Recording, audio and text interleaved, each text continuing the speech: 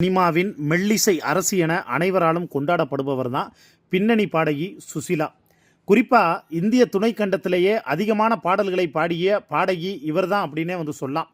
9 மொழிகளில் கிட்டத்தட்ட 25,000க்கும் அதிகமான பாடல்களை இவங்க பாடியிருக்காங்க. இவங்களுக்கு ஈக்குவலாக இன்னும் சொல்லப்போனால் இவங்களை விட ஒருபடி மேலே பின்னணி பாடகி ஜானகியும் அதிகமான பாடல்கள் பாடியிருக்கதாகவும் சொல்கிறாங்கங்க. இந்த பெருமை மிகுந்த சாதனை கின்னஸ் புத்தகம் மற்றும் ஆசிய புக் ஆஃப் ரெக்கார்ட்ஸ் உள்ளிட்டவற்றில் இடம்பெற்றிருக்கு. உலக சாதனை படைத்த பாடகி சுசிலா 5 தலைமுறை ஒரு மிகச்சிறந்த பின்னணி பாடகிக்கான தேசிய விருதை வாங்கினவங்க. கலைத்துறையில் சிறப்பாக தொண்டாற்றியதற்காக சுசிலாவுக்கு மத்திய அரசோட பத்மபூஷன் விருதும் தமிழ்நாடு அரசோட கலைமாமணி விருதும் வழங்கப்பட்டிருக்கு. ஜூன் மாதம் திருப்பதி, அதாவது ஜூன் மாதத்தில் போன வருஷம் நான் சொல்கிறது, ஜூன் மாதம் திருப்பதி ஏழுமலையான் கோவிலில் பி சுசிலா முடி காணிக்கை செலுத்தியிருக்காங்க. அப்போது நாராயண மந்திரம் என்ற பக்தி பாடல் பாடி திருப்பதி ஏழுமலையானை வணங்கிய வீடியோ இணையத்தில் மிகப்பெரிய அளவில் வைரலாச்சு அப்படின்னே சொல்லலாம். மேலும் இவர் முடி காணிக்கை செய்த புகைப்படங்களும் இணையத்தில் வேகமாக பரவுச்சு. சென்னை ஆழ்வார்பேட்டை ஆனந்தா சாலையில் இருக்கக்கூடிய இல்லத்தில் பி சுசிலா தனது குடும்பத்தாரோட வசிச்சுட்டு வர்றாங்க. வயது முதிர்வு மற்றும் சிறுநீரக கோளாறு பிரச்சனை காரணமாக மருத்துவமனையில் அனுமதிக்கப்பட்டிருக்காங்க. தீவிர மருத்துவ கண்காணிப்பில் உள்ள பி சுசிலா உடல்நிலை தற்போது சீராக இருக்கிறதா டாக்டர் சொல்கிறாங்க. இருந்தாலும் பின்னணி பாடகி சுசிலா மூச்சு விடுவதில் கொஞ்சம் சிரமம் ஏற்பட்டிருக்கு அப்படிங்கிறது மாதிரியான ஒரு தகவல் வெளியாகிருக்குங்க. இது ஒரு பக்கம் இருக்கக்கூடிய சூழலில் பாடகி சுசிலாவுக்கு என்னாச்சோ ஏதாச்சோன்னு அனைவரும் பதறி போய் அவங்க வீட்டுக்கு படையெடுத்த வண்ணம் இருக்காங்க.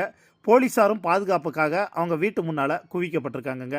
இது ஒரு பக்கம் இருக்கக்கூடிய சூழலில் சமீபத்தில் பாடலாசிரியர், அதாவது மிகப்பெரிய பாடலாசிரியர், மிகப்பெரிய கவிஞர், கவிப்பேரரசு வைரமுத்து அவர் போடுறப்ப என்ன சொல்லியிருக்காருன்னா, அதாவது சோஷியல் மீடியாவில் போஸ்ட் போடுறப்ப அவர் சொன்னது, என்னுடைய 2 தாய் இப்போது நினைத்தாலே எனக்கு கண்ணீர் வருது அப்படின்னு சொல்லிட்டு, என்னடா 2 தாயின்னு சொல்கிறாருன்னு அதை இப்போ நம்ம யோசிச்சா அது கீழே அவர் டீட்டெயிலாக சொல்கிறாரு. என்னோட 2 தாய்க்கு இப்போ உடல்நிலை சரியில்லை. ஒரு தாய் எனக்கு பால் ஊட்டியவள், என்னை பெற்ற தாய். இன்னொரு தாய் எனக்கு பாட்டூட்டியவள். அதாவது சுசிலாவை தான் அவர் அந்த வார்த்தை சொல்லி சொன்னாங்க. சுசிலாவுக்கு இப்போ 91 வயது ஆகுது.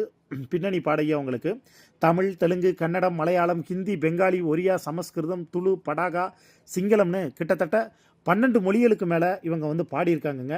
MS சுப்புலட்சுமி மாதிரி கர்நாட்டிக்கில் தனக்குன்னு ஒரு தனித்துவமான இடம் பிடிக்கணுங்கிறது இவங்களுடைய ஆசை.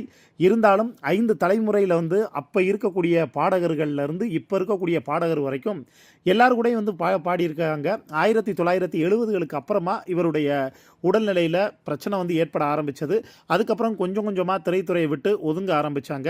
இருந்தாலும் இப்போ வரைக்கும் சுசிலா அவர்களுடைய குரலுக்கென்று ஒரு தனி ரசிகைகள் பட்டாளம் உலகம் முழுக்க இருந்து கொண்டுதான் வருகிறார்கள்.